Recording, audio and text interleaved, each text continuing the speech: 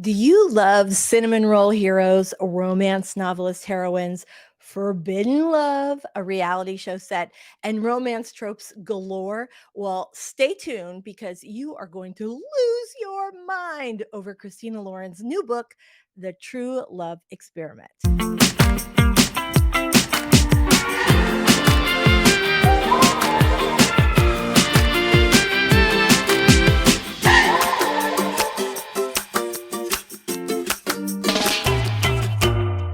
Hello, Swoon Squad. Welcome to While You Are Reading, a podcast for contemporary romance readers. I'm your host, Lisa Daly, and today we are talking about Christina Lauren's latest book, The True Love Experiment. We'll also be hearing from the ladies themselves about an earlier book of theirs that I absolutely love called Something Wilder. And today I am super, super excited because I have the queens of contemporary romance here with me, Christina Hobbs and Lauren Billings, who are together the writing duo of Christina Lauren. And if you love contemporary romance, you have definitely read at least one of their books. And if you're like me, you have an entire stack of them by the side of your bed. So you are USA Today, New York Times, #1 international best-selling authors of a million books that it's probably not quite that many. A lot of books, a lot of books that we love. Dating You, Hating You, one of my personal favorites. Love that. And I just finished your brand new book, which I'm super excited about, and autobiography and what? There's one that's killing me. Twice Twice in a Blue Moon? Yes, Twice in a Blue Moon. This is also by my bedside. Now, since this is our very first episode, I just wanted to kick things off a little by telling you guys a little about me. I am a voracious contemporary romance reader, especially romantic comedies, and I am a best-selling rom-com author myself. I love kissing books, like that. And I know I love kissing books, and I know that you're here because you do too. So every week I will be reviewing brand new books in the genre, as well as some diamonds that you might have missed. It's my goal to help you find your next favorite heart-pounding romance book and introduce you to some of the hilarious, weird, delightful, and incredible authors who write them, many of whom are my friends. So I am super excited about that. While You Were Reading is all about you, the Swoon Squad, the romance readers, my TBR pile is 18 feet high, folks. So every week we are going to be giving away a copy of the While You Are Reading book of the week to one of our listeners. It could be you, especially since we're a brand new podcast and early fans are going to get much better odds. All right, so just go to whileyouarereading.com to enter. Now, this week's giveaway I'm super excited about. It's a twofer because we're going to be giving away both. 2 copies, Betty. We're going to be giving away The True Love Experiment and Something Wilder, both by Christina Lauren. So if you want a chance to win that awesome prize package, just head on over to whileyouarereading.com to enter, and I will announce the winner on next week's show.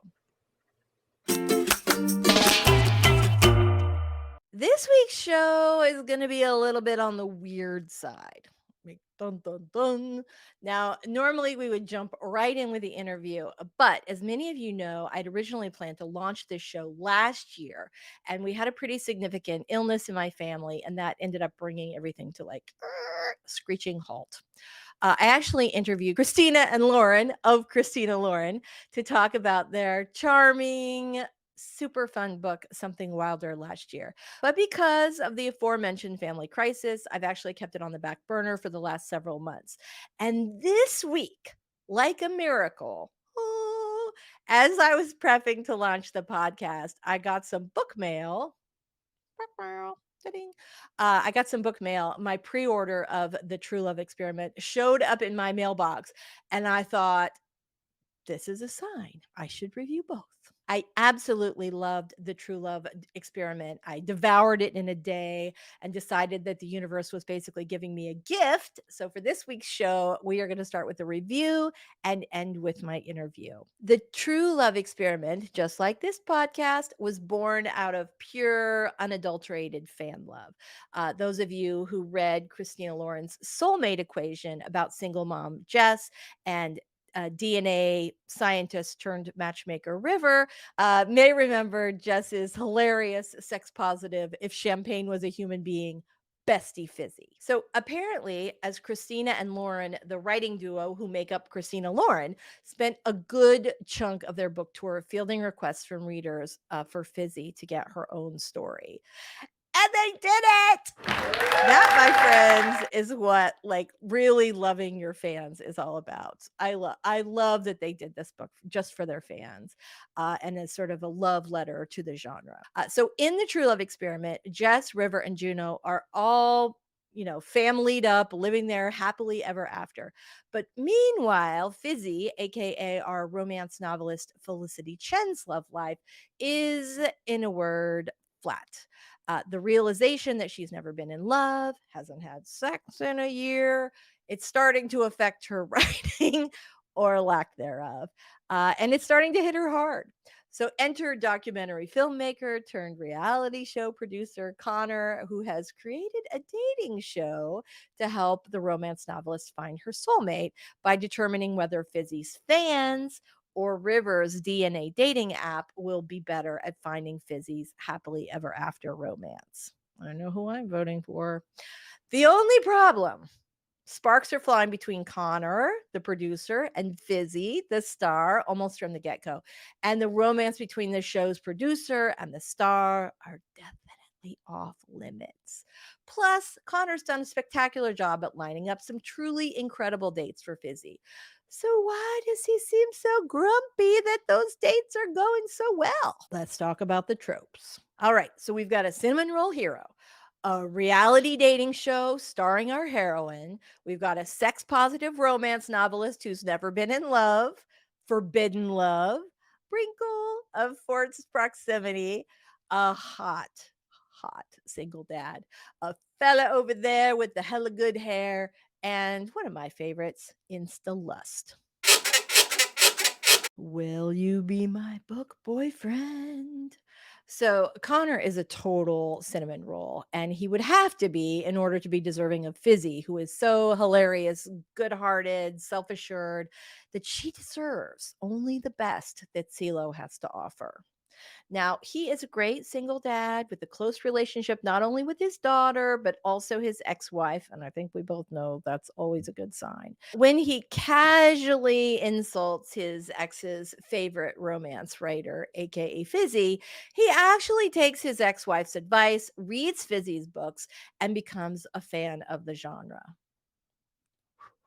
Guy who reads romance novels, hot. He trusts Fizzy's intellect, which is to be super appealing. Some readers might not find him alpha enough for their taste, but he was tall, he was smart, he was earnest. Did I mention the great hair? And there's a scene in the kitchen that is definitely going to leave you grasping your pearls. Overall, Connor, I think, is a solid 4-ring book boyfriend. So there you have it. I actually think that the True Love Experiment might be the funniest Christina Lauren book they've ever written. I read it in a single sitting, floating around in my pool. Yes, the sunburn was worth it. And I laughed out loud on more than one page. Like I was really, really laughing a lot. One of my hands down favorite parts was in Fizzy's demands that Connor cast some of our favorite romance tropes as the suitors, which the show is calling heroes, including but not limited to the hot nerd, a cinnamon roll, a Mr. Darcy, a silver fox, and you guessed it, a vampire. 5 stars overall. I can say unequivocally that The True Love Experiment is my new favorite Christina Lauren book. And that's a high bar because they have really written some absolutely fantastic titles. And do you want to win a hardcover of The True Love Experiment? Well, head on over to whileyouarereading.com to enter this week's giveaway. And for an extra chance to win, just subscribe to the podcast and leave us an honest review. And then email us at team@whileyouarereading.com to let us know. That way you get an extra entry. We'll be announcing our giveaway winner on next week's show. Speaking of the show, I invited Christina and Lauren on the podcast a few months back to talk about their book, Something Wilder, which is a Wild West adventure that has a very romancing the stone vibe. There's so many books that you guys have written that I have totally loved. And I'm so excited to talk to you about Something Wilder because it's a real departure for you. Yeah. So, do you want to tell us a little bit about the plot, and then we can talk about all the stuff I loved about it? Sure. Okay. Yeah, absolutely. So Something Wilder is about Leo Grady and Lily Wilder, which is absolutely a nod to Joan Wilder in Romancing the Stone. And these two are former flames that have been separated by circumstance for about a decade. And they are inadvertently thrown back together when Leo's group of friends books an adventure with Lily's expedition company that takes tourists out into the canyon lands of Utah on these fake treasure hunts. And so everything goes sort of horribly and hopefully hilariously wrong. And they all realize that the treasure in the desert might not be so fake after all. So Leo and Lily have to decide if they trust each other enough to go on this treasure hunt together and find the gold. Please say yes. It was so good. Something Wilder was such a surprise. So here's the thing about this book. I generally do not read like Westerns, and it felt like it had like a little Western vibe. It's a little bit of a mystery. It's a little bit of an adventure. And I think it's my favorite book that you guys have ever done. Yay! And it's I love that. I love you too. I read it, and the thing is if someone had said, "Oh, I have this book and it's I would be like, "Oh, okay, I'll try it." I mean, it depends on the person who recommended it, right? But Yeah. because it was you guys, I was like, "Okay, I love all your books. Why wouldn't I love this one?" And so as I was getting into it, I was like, "Okay, it's kind of a westerny thing, but I'm digging it so far. It's good." And Leo, hello. Yes, thank you very much. I don't know how you guys do this, and we're going to have a conversation about this, about how you make these heroes so swoony, because he really is. I think they're smart, right? Tell us your secret. What is your favorite thing about romance hero? I think Lo would say that they are competent. Mm-hmm. We all want competent men. Because that was actually a discussion in this one. Like in Romancing the Stone, she's the city girl and she's very a fish out of water. Mm-hmm. And we are sort of surrounded by incompetent men all the time. So in the real world. And so nobody really wants to be in romance land where, everything is possible and have somebody who can't do anything. So right. Maybe that's one. Yeah. I think that's huge. Now I'm like, you know how like once you find out about Santa Claus, then your brain goes back and, puts together the pieces of all of your childhood memories. Yes. I'm like thinking back now to all of your heroes, and I think, this is something they have in common. I love that. I also love you're really good about the balance of having these heroes who are competent, and also very swoony like that. But also they're very respectful of women, which I really appreciate, and I think probably your readers really appreciate. So were there any other influences? I know you mentioned Joan Wilder, and that is one of my favorite movies of all time. Were there any other sort of influences as far as this book?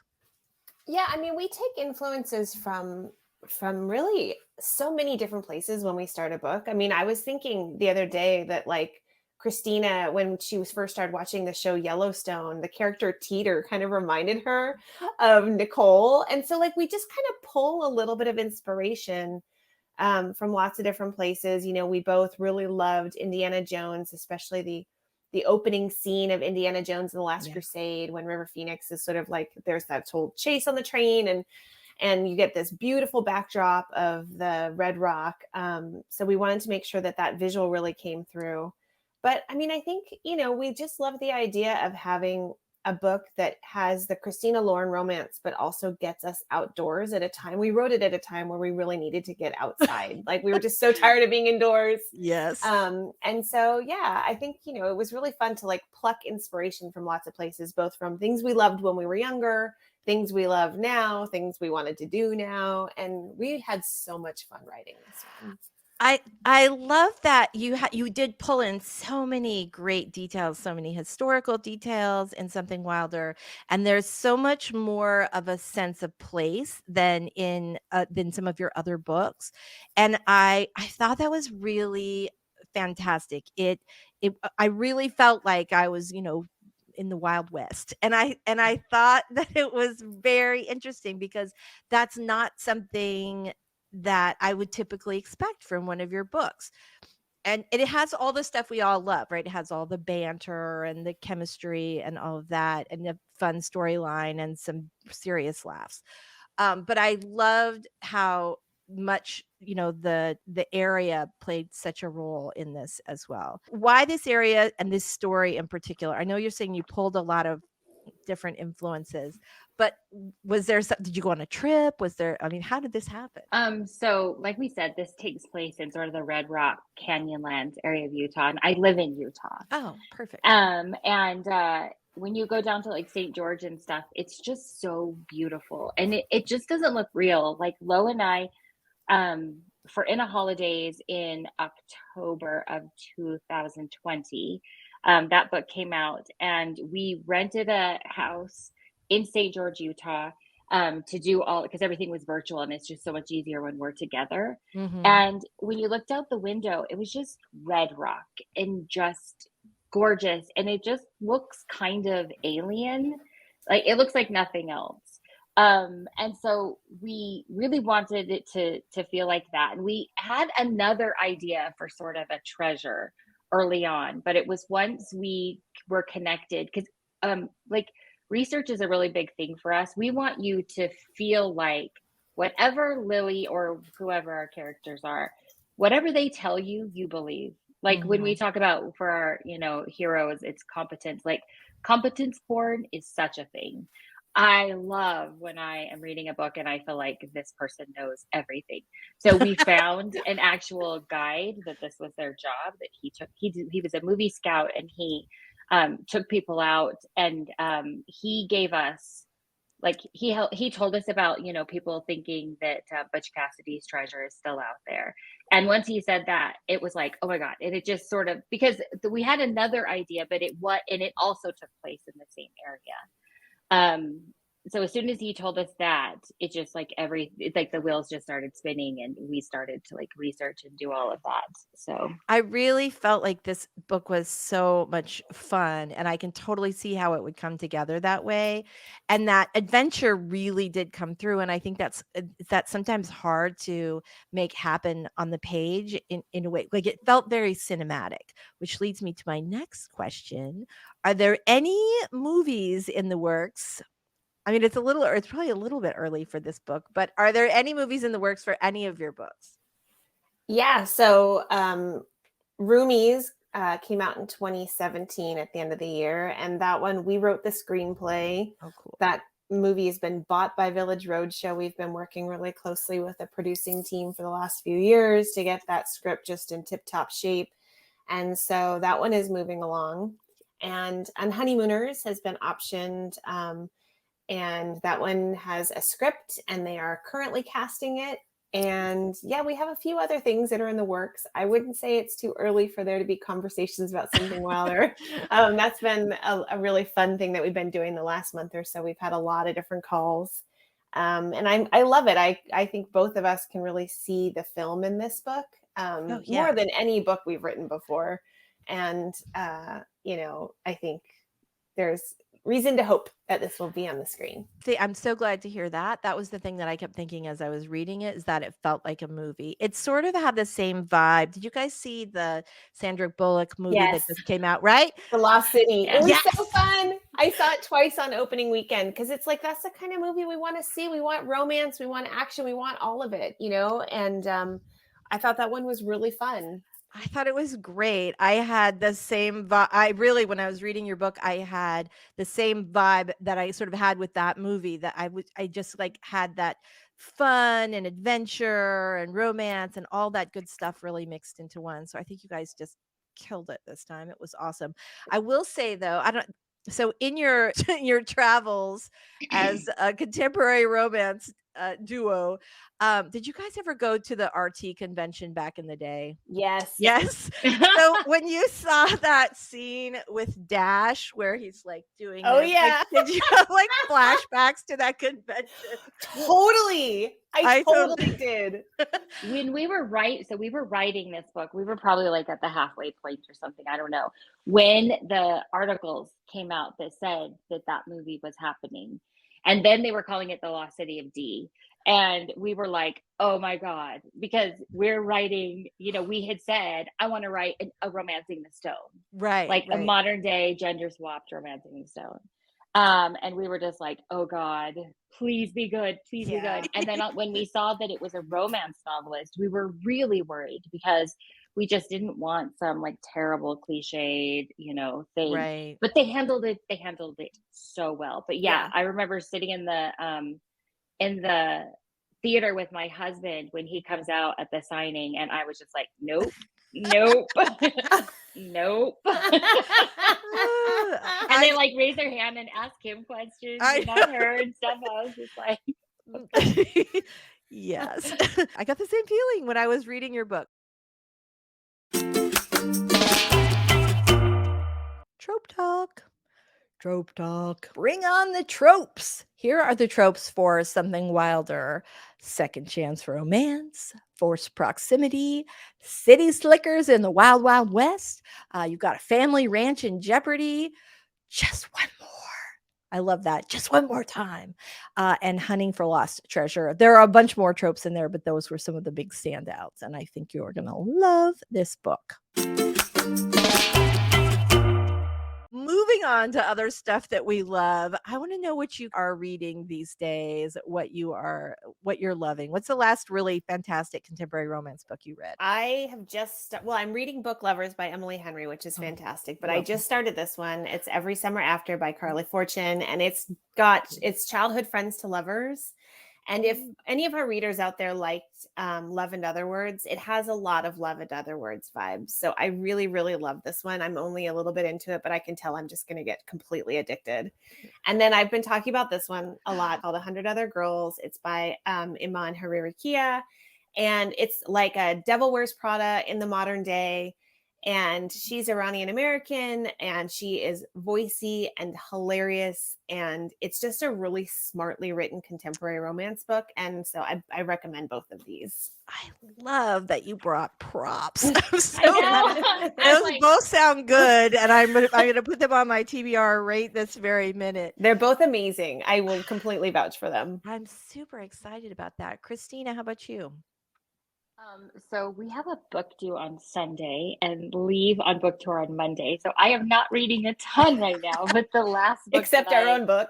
Except our own book. But the one that I had most recently finished was Under One Roof by Allie Hazelwood, and I just absolutely love her. It's so cute. Like, The Love Hypothesis was my favorite book last year. I just love her, and she's so wonderful. We just are like, you belong to us. Yeah, she's wonderful.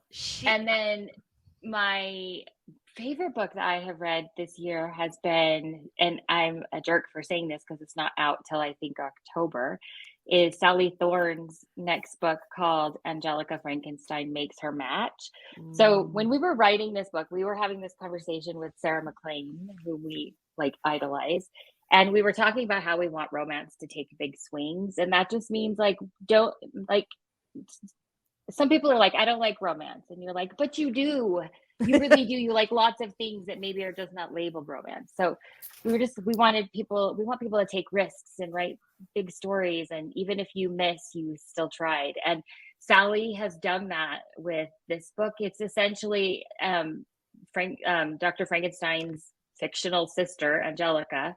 And she basically goes into the morgue and is like making herself a husband. And it is like Sally Thorne meets Tim Burton and Yeah. everything that we love about Sally's writing. Oh my Yeah. gosh, she is absolutely fantastic, and I could not agree with you more on Allie Hazelwood. I have that book on my Kindle, and I was planning to read it right after yours. So I'm so Yes. excited. I knew it was going to Yes. be good, right? It's adorable. I Yeah, love. she had this trio of Audible originals that came out, but now they're in ebook. So it was Under One Roof, Stuck with You, and I forget the name of the third. I'm blanking on it right now. Sorry, but they're I'm like, all there's a pink one, a blue one, yeah, and they're all super cute. And I just finished Stuck with You, and I'm just like, how does she do this every time? Like, how does she create this like tension and sweetness and these totally like novel characters? I just Oh, love it. I and they like know. super smart, competent Mm-hmm. heroines that Yep. are like STEM, and they're just like, she's Engineers. so good. Yeah. Yeah. I really, really love that because my daughter loves romance novels. She is a STEM girl, and that the Love Hypothesis was, I think, one of the first books where she just identified so strongly. Yeah. And I mean, she loves books in general, but she like that one clutched to her chest for weeks afterwards. She just loved it. You should So give her a copy of the Soulmate Equation. That's for good, like nerdy mathy girls. let me say she's a big fan of yours, and she loved the soulmate equation. And actually, when I got word that I was going to be interviewing you guys, I went in and told her, and I said, "Hey, guess who I'm going to be interviewing?" And she had The Unhoneymooners on her bed that she was reading right that very minute. So Aw, I know yay. she was so excited. I love it. So as was I. I don't know if you guys are familiar with Mia Sosa. Do you know her? Yeah. So her new book, The Wedding Crasher, just came out. No, I don't know if you've read it or not, but I highly recommend it. It is absolutely fantastic, super steamy as Mia tends to be, and hilarious. You will definitely love it. Amazing. Yeah, I actually have it, and it's one of the Yep. ones that it's on my pile as soon as we turn this Same. book in. It's a pink one, Christina. Yeah, I was gonna say it's pink. I know it is. That's the one. That's how you'll know it. All right. Well, thank you so much for being here today. It was so Oh. fun. Thanks for having us. You're so welcome. Thanks so much for listening, everybody. Remember, go to whileyouarereading.com to enter to win a copy of both The True Love Experiment and Something Wilder in this week's giveaway. And we will be here next Friday with an interview you definitely don't want to miss. See you next time, Swoon Squad.